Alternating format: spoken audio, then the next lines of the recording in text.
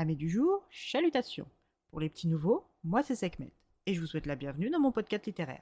Dans mon émission, je vais tenter 3 fois par semaine de vous donner envie de découvrir des livres de tout poil, récents et moins récents. Alors, si ça vous tente, c'est par ici la suite. Aujourd'hui, je vais vous présenter Par-delà les cieux de Lisbeth, publié en auto-édition et lu dans le cadre de mon partenariat permanent non rémunéré avec l'autrice. Dans ce roman, nous allons partir pour l'Empire Tian en l'an -800. Dans le palais impérial règne un chaos sans nom. Toute la sauvagerie d'un coup d'État recouvre les sols et les murs. C'est dans cet enfer que Nuwa de Jade, la princesse du clan de Jade, la prêtresse du palais, a vu toute sa famille mourir sous ses yeux de jeune fille. À 11 ans, elle cherche à fuir avec pour seule arme son épée de prêtresse, celle supposée l'aider à commander les astres. Acculée et blessée, elle se sent partir. Pour elle, qui a toujours exécré la vie au palais, avec tous ses codes, ses règles et ses interdits, n'est pas fâchée de mourir, mais triste que cela arrive si tôt et en ces circonstances. Elle est rejointe par son garde du corps et ami, Ryuli, 14 ans. Après avoir fait place nette autour d'eux deux, il tente de la mettre à l'abri. Si au départ il a été chargé de la sécurité de Nuwa par l'impératrice, il s'est vite attaché à sa protégée et cet attachement fait que même si son père est en train de renverser la famille de Nuwa, il continue de la protéger au péril de sa vie. En la sauvant, elle pourrait un jour revendiquer le trône, ce que son père ne souhaite pas, mais Ryuli est plus fidèle à son cœur qu'à son nom. La suite de leur fuite est encore floue dans sa tête 11 ans plus tard. Il sait ce que sa mère, la nouvelle impératrice, lui a raconté. Il a été retrouvé seul, gisant dans une mare de sang ne lui appartenant pas. Nuwa, qui était gravement blessée à la jambe, n'était nulle part et aucune trace ne pouvait laisser supposer quoi que ce soit. Aujourd'hui, il est devenu le prince héritier de l'Empire de Tian, ainsi que le général en chef de l'armée à seulement 26 ans. Craint et respecté, Ryuli est un jeune homme stable aux convictions chevillées au corps, ce qui ne lui attire pas que des sympathisants au sein de la cour, bien au contraire. Quand nous le retrouvons, il vient, avec son armée et ses fidèles commandants Xi-Shin et Ma Shaolan, de remporter une énième victoire pour étendre les frontières de l'Empire afin d'unifier les royaumes et ramener la paix depuis longtemps perdue.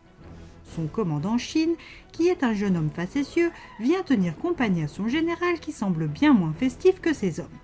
Au fil de leur discussion, Shin lui propose de se rendre au quartier des plaisirs dès leur retour à la capitale.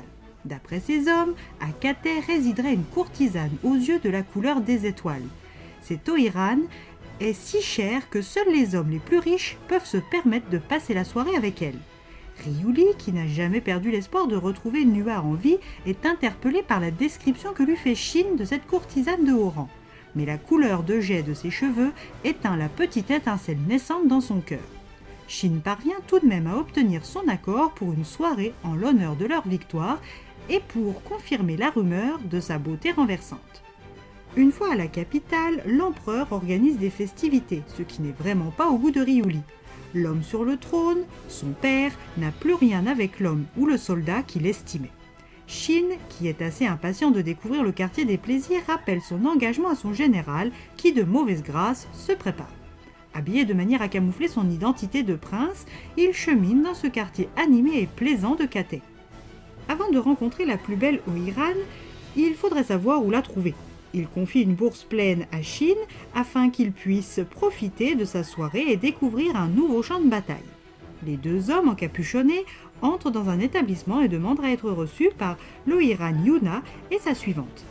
Après avoir vérifié la solvabilité des deux hommes, la tenancière de la maison de plaisir les invite à rejoindre la maison Manebara.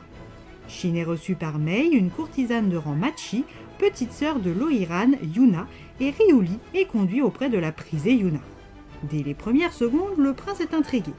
Ses yeux lui rappellent tellement ceux de Nuwa, même ses réflexions ou sa stratégie au go lui crient que cette courtisane pourrait bel et bien être celle qu'il espère revoir depuis 11 ans. Mais en même temps, la femme qui est en face de lui a beau être plus jeune que lui, elle est loin d'être intimidée. Joueuse, intelligente, manipulatrice, séductrice et fière, elle est l'opposé de l'oisillon qu'était Nuwa. Ryuli essaye de se rappeler qu'11 années se sont écoulées et que si l'Oriane en face de lui est bien la princesse en fuite, elle a dû évoluer, survivre à tant d'épreuves que ça a forcément joué sur la femme qu'elle est devenue. Il va devoir en apprendre plus sur la mystérieuse et sauvage Yuna avant d'avoir ses réponses. Yuna, de son côté, est soulagée de revoir Ryuli après tant d'années, car dans l'ombre, elle n'a pas cessé de le protéger en exécutant des opposants au clan Lee grâce aux enseignements de son ami depuis son arrivée, Shaolan, le fils des propriétaires de la maison Manebara. Comment les retrouvailles vont-elles se passer entre eux? Leur amitié passée pourra-t-elle reprendre?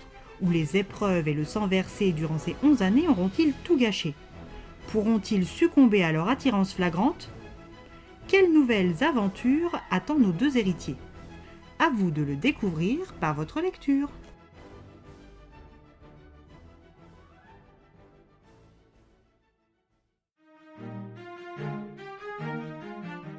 Un agréable moment de lecture, une plume toujours aussi catchy et des scènes de rourou tout en élégance et en finesse sans pour autant perdre de chaleur. J'apprécie. Si vous aimez les ambiances de Kusanagi Mitsuo, l'autrice mangaka de Yona Princesse de l'Aube, ou celle de Natsui Yuga, l'autrice des Carnets de l'apothicaire, ce roman devrait vous satisfaire et une fois arrivé à la dernière page, vous aussi, vous réclamerez la suite. Et bien voilà, j'en ai fini pour aujourd'hui. J'espère que cet épisode vous aura plu et vous aura donné des nouvelles idées de lecture. Si vous souhaitez découvrir d'autres petits bonbons littéraires tout droit sortis de ma bibliothèque, je vous retrouve le samedi 21 mars prochain pour un nouvel épisode. Et si d'ici là je vous manque de trop, vous connaissez le chemin sur Instagram, @leslectures de Sekhmet. Sur ce, chalut les amis, et à la prochaine!